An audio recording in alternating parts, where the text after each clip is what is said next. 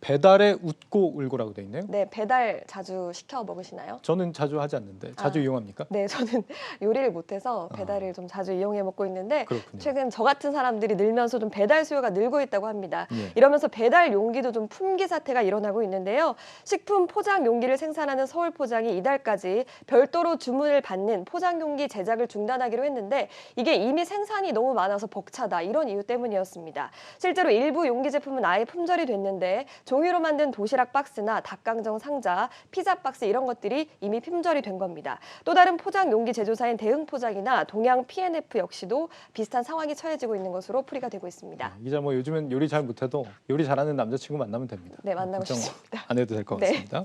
포장 용기 업체들이 좀 호재가 되니까 네. 관련주들도 상당히 좀 강세를 보였겠는데요. 네, 어떻습니까? 맞습니다. 많이들 전해드렸지만 지난해 골판지 관련주가 증시에서 강세를 나타내기도 했죠. 지난해 영풍재지 주가는 137% 이상, 또 신풍재지는 무려 183% 넘게 상승했습니다. 또 생필품이나 음식을 배달하는 쿠팡, 우한 형제들, 컬리 같은 기업들도 매출이 크게 늘었습니다. 그런데 이렇게 배달이 늘어서 웃는 업종이 있는가 하면 네. 반대로 우는 업종도 있습니까? 네. 어디가 있습니까? 업종은 아닌데 지구가 울 수가 있습니다. 그렇죠. 지구가 울겠죠. 맞습니다. 예.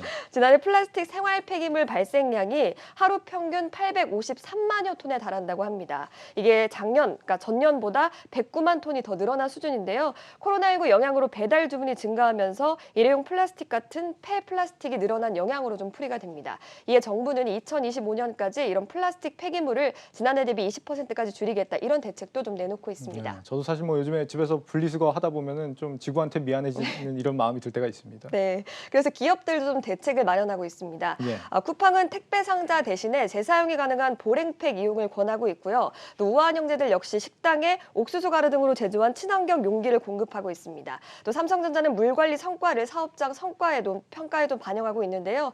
지구가 울어서도 있겠지만 업계에서는 환경 문제에 대처하지 못하면 소비자와 투자자에게 외면받는다는 인식이 큰 것으로 좀 알려지고 있습니다.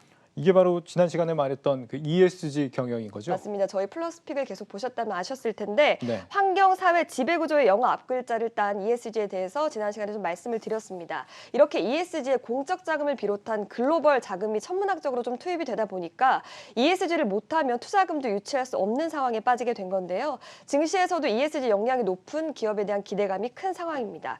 기업 입장에서는 이렇게 ESG는 지켜야 하는데 또 배달 수요는 늘어나는 만큼 난감한 상황에 처했다 이렇게 볼 수도 있겠습니다. 네, 그래도 뭐 환경에 피해를 주면서 수익을 낸 이런 업종들이 책임을 다하는 모습은 바람직한 변화가 아닌가 싶습니다. 네.